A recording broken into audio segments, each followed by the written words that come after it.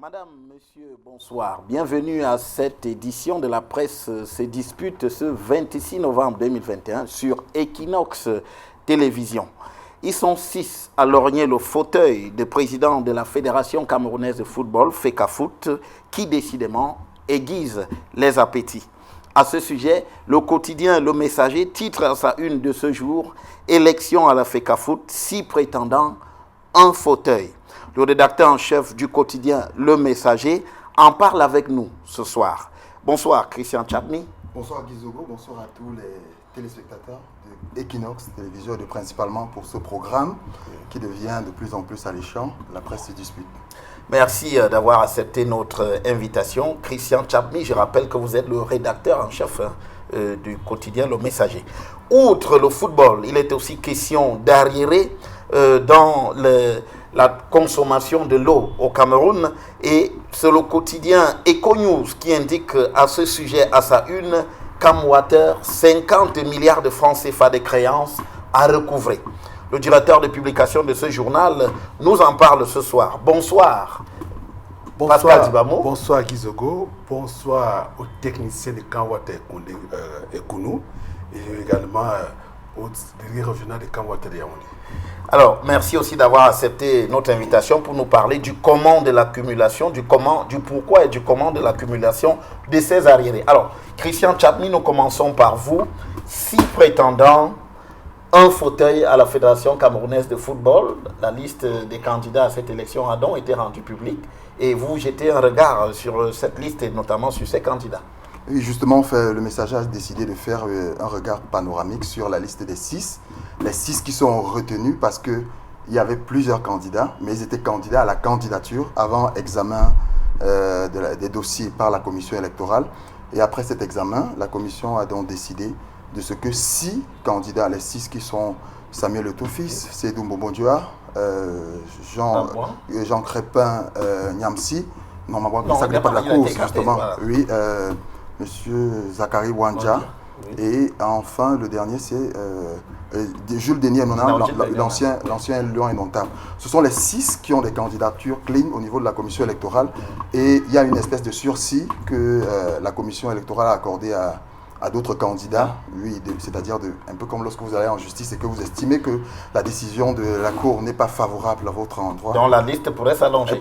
Elle pourrait s'allonger, mais ils ont jusqu'au 27 novembre. Oui. S'ils estiment que les griefs qui sont reprochés et qui leur sont reprochés, en fait, s'ils veulent contester cela, ils ont jusqu'au 27 septembre. Mais il faut rappeler que c'est 27 novembre, autant pour moi, ce sont les griefs relatifs à la commission éthique, par exemple, pour M. Mabouan Kessak, qui doit environ 4 millions de francs CFA. Il y a également des déficits de parrainage, parce que vous savez qu'un dossier doit avoir des parrainages, insuffisance ou pas du tout de parrainage. Vous êtes donc recalé. Tout à l'heure, on a oublié M. Justin Pagou, oui, le président de Baboutos Football Club de Bouda. Oui. Également, il est de la course. Ça fait 6 pour le fauteuil du président. Et ce n'est que le 11 décembre, à l'issue de l'Assemblée générale élective, que les délégués auront la lourde charge de désigner qui sera le futur président de la Fédération camerounaise de football. Alors, c'est acquis que le 11 décembre, l'élection se tiendra, parce qu'on a quand même entendu que l'OTAS avait ouvert une procédure. Oui, on a ouvert la procédure, mais vous savez qu'on est tellement habitué à ce que le chemin qui mène à Rome, c'est-à-dire le chemin qui mène vers le fauteuil de Tinga, est émaillé de ronces et d'embûches. On n'est pas si sûr. On ne peut pas clamer aujourd'hui ou proclamer la certitude de ce que le 11, il y aura effectivement Assemblée générale, mais c'est la date retenue pour l'Assemblée générale élective. On espère que jusque-là, il n'y aura pas de heurts et que les candidats sont officiellement en campagne et qu'ils vont battre campagne pour avoir la faveur des suffrages venant des différents délégués. Alors, vous dressez cette galerie de portraits de ces 6 candidats. Qu'est-ce qui en ressort? Ces 6 candidats, le regard du journal Le Messager, qu'est-ce qui en ressort? Qui fait quoi? Qui vaut quoi, finalement? Non, Le Messager fait un constat qui est celui de tout le monde. C'est que l'élection cette année est cristallisée par la présence de Samuel Eto'o-Fils, un candidat qui n'est pas comme tous les autres, et du président sortant, candidat à sa propre succession, M. Seydou Mbomo Dioa. C'est-à-dire que les dés se jouent entre les deux qui sont les plus en vue. Et quand on parle d'enjeux autour de cette élection, ce sont les deux personnages qui cristallisent les attentions, les deux candidats. Oui. Mais autour de cela, il y a aussi d'autres qui ont de bons projets. M. Jules Denis Onana, on ne peut pas cracher sur son programme que j'ai eu à feuilleter, qui est aussi tout aussi reluisant pour un football qui veut se moderniser et qui veut être l'affaire des footballeurs. C'est d'ailleurs ça son leitmotiv, tout comme M. Zakari Wanja qui venait de terminer son programme. Je pense que en fait, tous ont la chance et les dés sont jetés aux délégués de faire le meilleur choix. Mais l'attention le bon choix. L'attention est beaucoup plus focalisée, vous le dites, sur Seydou Mbomo Dioa et Samuel Eto'o-Fils qui ont quand même aussi des comptes à régler, tous les deux. Bien sûr, vous savez que ça c'est sûr, c'est une vérité de la palisse. Seydou Mbomo Dioa, c'est l'un des candidats qui, avant l'élection de 2018, avait reçu la faveur de le hockey de Samuel Eto'o. Aujourd'hui, Eto'o estime que les choses sont mal faites et que le football est revenu à des siècles en arrière et qu'il est temps peut-être de redonner toute sa saveur et toute sa grandeur au football. Voilà pourquoi il devient le challenger de celui qui était hier son poulain. On espère que la bataille portera la promesse des fleurs et que c'est le football camerounais qui va remporter au soir du 11 décembre prochain. Ok.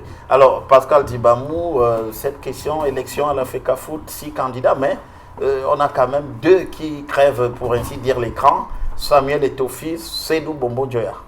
C'est vrai que Samuel Eto'o-Fils est une marque. Et si Eto'o-Fils remporte l'élection, on est sûr et certain que cette marque permettra que beaucoup de joueurs camerounais se retrouvent en international et qu'on parle beaucoup plus du football camerounais et de la FECAFOOT. Mais Eto'o n'a pas besoin d'être président de la FECAFOOT pour donner pour qu'on profite un peu de sa notoriété dans le football mondial. Bon, comme il a décidé d'être candidat à FECAFOOT, qu'il sache bien que la FECAFOOT, c'est bien beau quand on passe à Tinga, on voit ce bâtiment, mais à l'intérieur, c'est très compliqué. Espérons qu'il va pouvoir remporter. À écouter Obama, il y a quelques jours. Ernest Obama, qui est son porte-parole sur une télévision concurrente à la vôtre. C'est-à-dire, c'était tellement bien dit que moi, si j'étais un délégué, je voterais pour Eto'o. Mais à la fin, quand même, il faut quand même mettre un peu de guillemets. Le football, c'est vrai, les élections, ça n'a pas trop de bruit. On a un président qui est trop calme, il ne parle pas beaucoup, mais il est toujours élu depuis 1900, ça fait 39 ans aujourd'hui, toujours élu. Eto'o profiterait d'imiter. Donc vous dites Eto'o-Fils parle beaucoup, il fait beaucoup on entend trop parler de bruit autour d'Eto'o-Fils, on ne parle pas que d'Eto'o-Fils et d'Eto'o-Fils. Mais peut-être parce que c'est à cause de sa notoriété. Mais on oublie qu'il y a le côté notoriété, on oublie qu'il y a le côté palmarès. Les gens, en fait, c'est une espèce de transposition, même si c'est une reconversion. Parce que Eto'o-Fils, le joueur, footballeur interplanétaire, il a toujours la même aura et Dibamou a bien fait de le préciser. Je pense qu'aujourd'hui, vous allez vous rendre compte, et il y a même d'ailleurs l'un des candidats qui a fait une sortie en estimant que Samuel Eto'o en fait trop parce qu'il estime que lui, à force de penser que le camp d'en face ne se résume qu'à Seydou Mbomo Dioa, c'est manquer de respect à d'autres candidats. Mais ce n'est pas de leur faute si aujourd'hui, la principale attraction de cette candidature, de cette élection à la FECAFOOT repose entre 2 candidats et principalement peut-être que Samuel Eto'o. Et je comprends Dibamou qui veut que Eto'o emprunte ou bien s'identifie, essaye de clicher l'exemple de Paul Biya qui est peut-être taiseux, calme, il se la joue une élection à la Sphinx et qui espère que la force de l'expérience, pour le prendre ce slogan, on peut pour ma part, je ne pense pas que c'est ça. Le fait que vous ayez une espèce de crédibilité aux yeux des fans, même si ce ne sont pas eux qui constituent l'électorat, n'enlève en rien vos chances peut-être de remporter l'élection. Eto'o pouvait rester et penser que son palmarès parlera pour lui et qu'effectivement on va élire cela. Mais il faut, vous savez que c'est le premier à sortir un programme qui a été détaillé, plusieurs fois ventilé et amplifié sur les réseaux sociaux. Et vous savez également que lui, il refuse d'être celui simplement qui joue son nom et qui pense que son nom, puisque c'est une marque, c'est déjà une marque, c'est déjà davantage un crédit auprès de l'électorat et il peut espérer des suffrages. Il y a également le fait que lui, il a commencé par la Ligue départementale en étant délégué dans le département de la Sanaga-Maritime. Élection régionale, délégué aussi à la Ligue régionale du littoral. Et aujourd'hui, qui est l'assaut final de l'élection du 11, je pense que c'est de bonne guerre. Oui, tout à fait. Alors, Pascal Dibamou, sur cette question-là, Ethofis, vous avez encore... Est-ce que pour vous, en face, il y a des gens qui font le poids? C'est vrai, personne ne fait le poids parce que on a vu rien qu'aller déposer sa candidature, il a grainé un beau monde. Ce n'est pas ce monde qui votera parce que je me souviens bien. Mais ce n'est pas lui qui avait demandé à ces gens de venir. Je me souviens bien d'une élection où il y avait quelqu'un qui se baladait beaucoup avec beaucoup de gens. À la fin, il a perdu, même qu'il était proclamé président. Moi, toujours cette hantise à faire de la comparaison avec les élections présidentielles. Mais il faut savoir que ce sont les délégués qui votent. Eto'o a un bon programme. Si le président d'Africa Foot, le football Cameroun va beaucoup gagner, mais qu'il sache que ce n'est pas ça qui fait réussir les élections. Il doit rester tranquille et imiter le président Paul Biya, qui est un sage, et voir sa stratégie, et il gagnera. On gagnerait bien avoir un Ethofis comme président d'Afrique. Je découvre Andy Mabou d'autres talents. C'est un fan du président Paul Biya. J'espère que les vocables immobilisme et inertie dont souffre le Cameroun, vous n'allez pas les transposer au niveau de la Fédération camerounaise de football. C'est pas l'objet. Parce que justement, non, ce côté taiseux ne lui a pas qu'à apporter cela. C'est une stratégie pour gagner les élections. Il faut rester tranquille. C'est une stratégie. Vous savez que pour gagner les élections, chacun a une certaine stratégie. On a vu ceux qui ont fait beaucoup de bruit ici. Et les résultats, on connaît bien. On connaît depuis les années 90, on a vu. Et aujourd'hui, Eto'o imiterait ce président de la République et voir dans quelle mesure il peut gagner. Mais j'ai bien sa réussite en quelques guillemets, parce que... Elle n'était pas proclamée. On attend. La balle se joue dans le camp des délégués. Les Africa sont très dangereux. Oui, mais les délégués, au sortir de ces élections régionales, parce que alors quand on fait le décompte quand même sans entrer dans ces considérations, qu'est-ce qu'on a concrètement? Il faut savoir... Non, on a quoi? On a qui compte? On peut quand même avoir une... Non, parce que quand vous allez évaluer cela, vous allez vous rendre compte que sur le champ, en fait, sur les régions, si vous tentez de faire une espèce de cartologie en matière d'élection à la FECAFOOT, vous allez vous rendre compte que pour l'instant, Eto'o a la faveur des suffrages. La faveur des suffrages ne veut pas dire que l'élection est acquise. Et c'est bien de mentionner le fait de ce côté double jeu, cette duplicité dont on fait montre toujours les délégués à l'élection. On l'a vu au centre d'excellence de la CAF lors des élections en 2018. Il y a des candidats qui pensaient qu'ils avaient déjà l'électorat dans leurs mains, mais ils ont vu ces mêmes électeurs, ces mêmes électeurs migrer vers Seydou Mbobo Diop à la fin, qui était le candidat qu'on n'attendait pas, qu'on n'espérait pas. Et je pense qu'aujourd'hui, au-delà de penser qu'il y a une agitation de la part de Samuel Eto'o, il y a plutôt une espèce de programme de campagne bien structuré. Vous avez vu la rencontre avec les chefs d'entreprise pour exposer le problème, parce qu'il faut d'abord le cerner. La valeur ajoutée au football, c'est quoi? Qu'est-ce que cela rapporte? Eto'o président, c'est quelle est la plus-value? Et je pense également, pour éviter aussi qu'on ne soit blacklisté, qu'on ne soit étiqueté sur le fait qu'il n'y a que Eto'o, que les autres candidats en feraient pareil. Ce serait de l'avantage. Oui, une dernière chose sur ce sujet, M. Pascal Dibamou, on va passer au deuxième. Dans tous les cas, je souhaiterais bonne chance à tout le monde. Ethofis à tous les autres. Et si demain il arrivait à être président, vraiment, je souhaiterais qu'il nomme Obama même directeur, parce qu'il a bien défendu le gouvernement. Décidément, Dibamou il a tellement de sympathie pour tout l'entourage d'Eto'o. Il a mouillé le maillot. Il a bien mouillé, Obama a bien mouillé le maillot, il faut féliciter quand c'est bien, il faut le dire. Il dit que Eto'o même ne parle pas depuis. Sa première sortie a été entre parenthèses léger gaffe, parce qu'il a dit si demain ne gagne pas, il suffit qu'il donne de l'ordre. On va déloger. Non, sa sortie était tributaire à une espèce de troc en jambes de la part de la commission électorale ou de la commission qui a été mise sur pied pour la réception des dossiers, parce qu'ils ont refusé, et je pense qu'Obama l'a souligné, le porte-parole l'a souligné la dernière fois, il faut apposer le tampon qui certifie que vous avez effectivement déposé le dossier, mais on a essayé de refuser de mettre ce tampon. Délibéré, un refus délibéré. Et c'est le lendemain qu'on appelle encore le porte-parole de venir confirmer effectivement qu'ils ont ce tampon sur la décharge qu'il aurait fait pour le dossier. Je pense que ce sont des actes d'anti-jeu inutiles, et je pense que c'est ça qui a poussé Samuel Eto'o à sortir un peu de ses gonds. Alors merci pour ce premier point qui parlait de la Fédération camerounaise de football, de l'élection à la tête de cet organe. Alors maintenant, deuxième sujet avec nous ce soir, Pascal Dibamou, directeur de publication du quotidien Eco News. vous nous dites que à la Camwater, il y a 50 milliards de francs CFA de créances à recouvrer. Comment on a pu accumuler un tel déficit, une telle dette?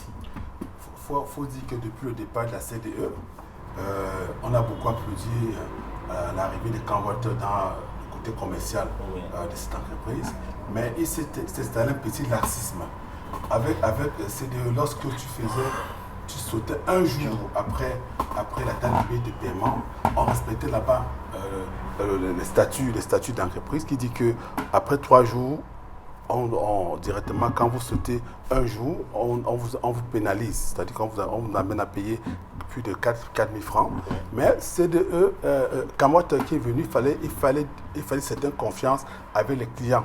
Les gens arrivaient maintenant, ils ont calqué le système de Eneo qui disait, lorsque tu payes, quand tu ne payes pas la première facture, à la deuxième, troisième facture, on vient retirer ton compteur. C'est vrai que dans le contrat avec l'abonné, après 3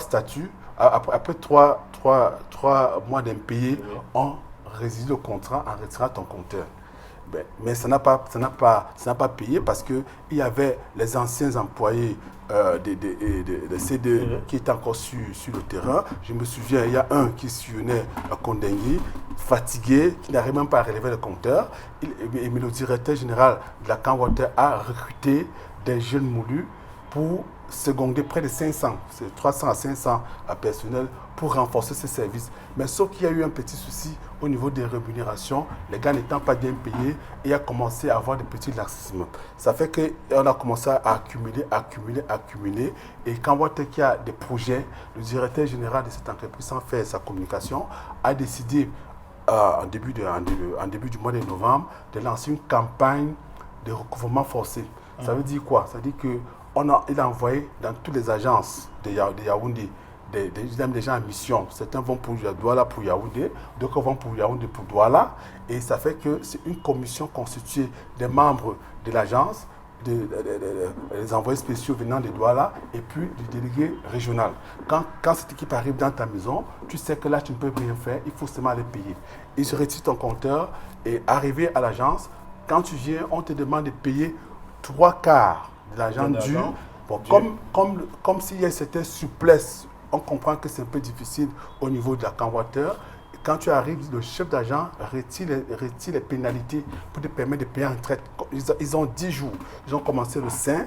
Ils avaient 10 jours pour boucler sur Alors, sur le montant de 50 milliards. Non, les 50 milliards. Il est comment? Il est réparti? Les 50 milliards, c'est pour la clientèle parce que l'État n'est pas inclus. Oui. Il faut savoir qu'il y a les dettes avec Eneo. Il y a les dettes avec l'État. L'État ne paye pas ses factures. En 2019, l'État devait à Camwater près de 50 milliards de francs CFA. Et ce sont les partenaires de développement qui devaient payer cette dette parce que l'État n'a pas d'argent. Ils devaient payer cette dette à travers des montages financiers de la Banque mondiale, le reste que vous connaissez bien. Bon, aujourd'hui, ça n'a pas été payé. Et Camwater n'a pas sorti le chiffre réel de la dette de l'État à Camwater. On ne connaît pas combien, alors nous sommes, combien l'État doit à Camwater. Et dans cette opération, pour éviter de soulever les gens, quand on lisait le communiqué de Camwater, on dit bien que les zones à risque, on ne fait pas attention, et les zones de souveraineté. C'est à ce niveau qu'on peut se poser des questions. Les zones à risque, c'est quoi? Pour les quartiers, des quartiers difficiles. Et bien les zones de souveraineté, c'est quoi? Les hôpitaux? Non, les zones de souveraineté, c'est des ministères, voilà. C'est un... Bon. Il y a un quartier tout dit, où il y a la barrière avec des gens qui gardent ça.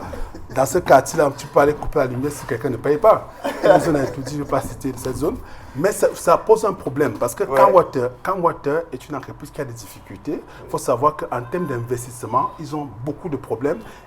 Si on prend seulement le circuit de la ville de Yaoundé, les tuyaux sont pourris depuis des années. S'il faut revoir un nouveau circuit, on va presque casser toute la ville.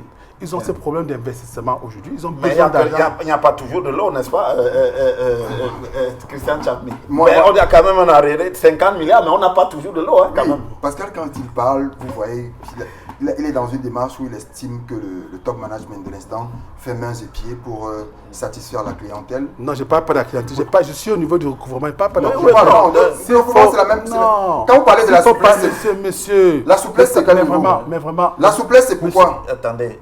La souplesse, ce n'est pas simplement pour le recouvrement. Quand vous recouvrez les factures, c'est pourquoi? quand vous dites déjà qu'on paye les 3/4 de la facture, c'est à qui? Non, J'ai suivi la démarche, je disais ceci. Oui. Moi, je pense que l'affaire Kamwata, c'est de la dette dont on parle. Kamwata souffre du même problème, c'est-à-dire c'est la même anomalie que souffrent toutes les entreprises publiques et parapubliques. C'est-à-dire, elles sont sous perfusion, elles sont au bord de l'asphyxie. Et il y a deux clichés. Il y a d'abord le fait qu'elles croulent sous le poids des dettes. Et entre autres initiatives, des réformes qui sont implémentées mais n'arrivent pas à bon port parce qu'il manque toujours de moyens, il y a également le fait qu'on est face à un État insolvable qui ne paye pas ses dettes. On parle du cas de Kamwata, on peut le dire de la part des Néo. Vous vous souvenez la dernière fois, il a fallu qu'on souffre de Kamtel également, et même le plus récurrent, qui était plus proche des ménages, avec Isakam, où l'État lui doit. Oui, c'est ça, on a un État qui est insolvable. Et je pense que tout ce cliché, cette somme d'entreprises et cette image qu'on a de notre État qui est insolvable, qui pense qu'elle va payer, parce qu'on estime pour se consoler que l'État paie toujours, mais entre tout temps, c'est le consommateur qui craint, c'est lui qui souffre. C'est le consommateur qui voit sa maison envahie par des immondices d'ordures parce que, effectivement, Isaac, n'ayant pas de moyens, a décidé de faire grève. Oui. C'est le consommateur qui subit le poids des factures et de surfacturation par moment. Et c'est pareil pour tous ceux qui sont, en fait, qui sont sous presque sous le joug de ces sociétés publiques et parapubliques. Et c'est malheureux pour notre pays. Et c'est ça qu'on regrette tout le temps. Parce que si ces réformes avaient été implémentées, on peut être aussi indulgent, on peut être aussi bienséant, mais on n'oublie pas qu'à la fin, les populations qui sont celles qu'on est censé protéger, celles pour lesquelles on est censé lutter pour le bien, sont en train de souffrir. Et c'est cela qui est le plus regrettable. Oui, Pascal. Mais il y a quand même un problème, c'est-à-dire qu'on encourage le top management de mettre des stratégies, des campagnes pour récupérer les sommes des impayés, mais on peut quand même questionner le fonctionnement de l'entreprise. Ce n'est pas normal qu'une entreprise puisse cumuler les impayés sur une longue durée. Le directeur général aurait copier vraiment la stratégie des Néo sans faire la publicité de cette entreprise. Cette entreprise, lorsqu'il y a un chef d'agence, sa première mission, c'est de recouvrer. C'est-à-dire que chaque mois, on essaie de voir combien tu as recouvré, on te note à partir de cela. Si vous avez un ami chef d'agence de Néo, ne payez pas vos factures, on va vous couper. C'est clair. À Kamwata, les gens ont peur. C'est-à-dire que là-bas, les chefs d'agence, c'est vrai qu'ils sont là pour travailler, mais ils sont là pour travailler. Mais le côté commercial, quand même, dans cette entreprise, on devait voir dans quelle mesure retirer ça on devait retirer ça dans le cahier des charges de chef d'agence et mettre un pôle pour gérer le commercial et que ce chef d'agence, son rôle, c'est de gérer les coupures. Comme la campagne a commencé, il ne faudrait pas arrêter. Hein? Et maintenant, en dehors de cela, Kamwata devrait tout faire pour alimenter tout le monde. Oui, le déficit, c'est le rationnement, quand même. Non, on est dans le rationnement. Il y a les nouveaux quartiers aujourd'hui. Quand on partait construire, par exemple, dans un quartier comme Kwabang, mais vous n'avez pas le forage, vous êtes mort. Voilà. Qu'est-ce que Kamwata fait pour investir à ce niveau? Une dernière chose. Moi, je pense que c'est ça justement le problème. C'est parce que quand on se plaint, le Cameroun est toujours en plein. En fait, on est super champion et recordman des solutions cosmétiques. Voilà pourquoi, même si, je vous ai dit tout à l'heure, que même si le top management qu'on installe quelque part, et c'est malheureusement ce que nous on a eu comme problème, c'est que chaque fois dans les entreprises publiques, on estime que le changement des directeurs ou bien du top management est en train de résoudre le problème. Vous allez faire la transposition, c'est la même chose au niveau du match génie. On estime que changer le top management apporte une bouffée d'oxygène à l'entreprise. Mais c'est pas ça, c'est ça les solutions cosmétiques. Il faut des solutions qui sont dans la durée. Et pour le faire, il faudrait également que c'est ça, parce qu'on parle d'un principe. La dette. Comment faire pour épurer la dette? L'État ne peut pas asphyxier ses propres sociétés et faire le cliché aujourd'hui, la comparaison avec des sociétés privées qui ont au moins des réformes qui sont pérennes. Ce n'est pas mal faire, on pourrait tricher. Alors merci monsieur pour votre participation ce soir à la presse se dispute chez Equinox Télévision. Merci Christian Tchapmi, rédacteur en chef du journal Le Messager. Nous parlions de l'élection à la présidence de la FECAFOOT avec vous. Merci Pascal Dibamou, directeur des publications du quotidien Eco-News. Nous parlions de 50 milliards de dettes à Kamwata, dues par les consommateurs à Kamwata. Merci, madame, monsieur, de nous avoir suivis pendant cette demi-heure. À bientôt. dès la semaine qui vient pour une nouvelle édition de La Presse se dispute. En attendant, restez en compagnie de nos programmes avec Serge Alain Autou. Equinox ce soir. À très bientôt.